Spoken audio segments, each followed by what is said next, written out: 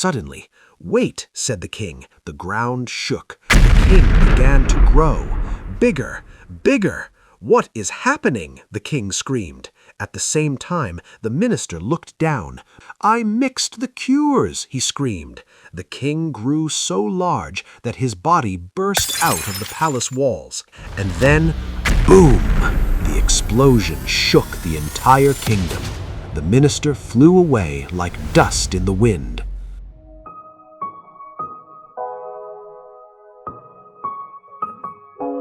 Long, long ago, lived a king who was famous across many lands.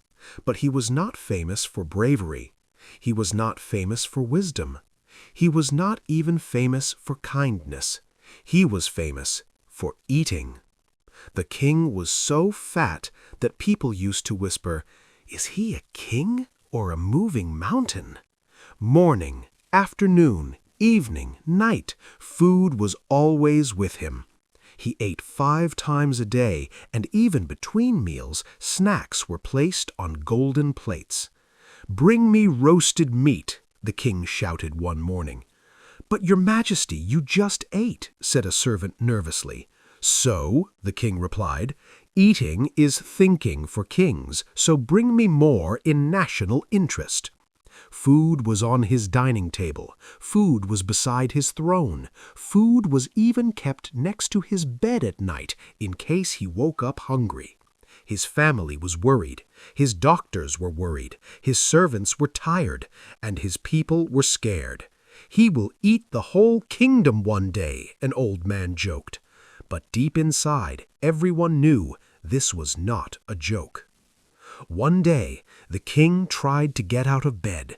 "Servant," he shouted. "Yes, Your Majesty?" "Pull me up!" The servant pulled. Nothing happened. "Bring more servants," the king yelled. 10 servants pulled. Still nothing.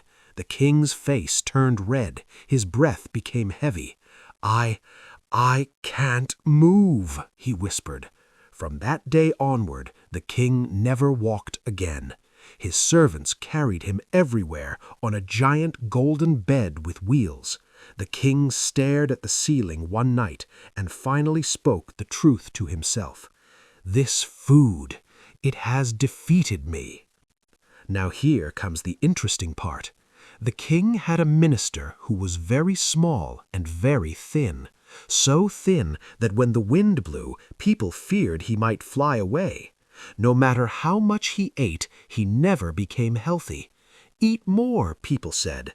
"I eat more than you," the minister sadly. "Then why are you still so tiny?"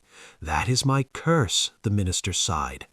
One day, the king ordered, "Bring the tiny minister to me." The minister stood near the king's bed, looking like an ant beside a mountain. The king said softly, "Look at me and look at you. I eat too much and I'm dying. You eat so much and you are still weak. Find a cure for my fatness." The minister bowed deeply. "I will search the whole world, Your Majesty." The minister searched everywhere. Doctors, scholars, books, magic scrolls. Finally, after spending huge money and time, he heard a rumor. "There is a witch," said a traveler, "living in a cave on a far mountain." Without delay, the minister began his journey with guards and gold. After 1 week, they reached a dark, cold cave. Inside sat a witch. Her hair was wild, her teeth were broken, her clothes were torn. The smell of the cave was so bad that the minister almost fainted. "Why have you come?" she croaked. The minister explained everything. She laughed, a scary laugh.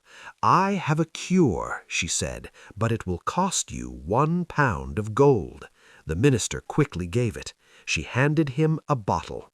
"This will reduce the king's fatness." As the minister walked away, a thought entered his mind.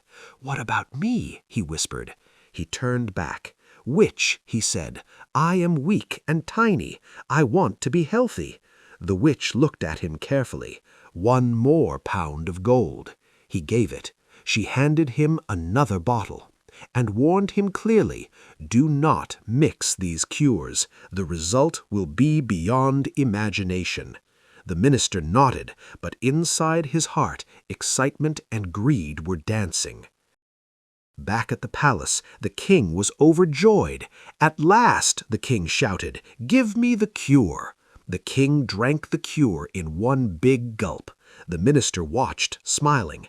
Then, excited, he also drank his cure in one gulp. Suddenly, "Wait," said the king, "I feel strange." The ground shook. The king began to grow. "Bigger! Bigger!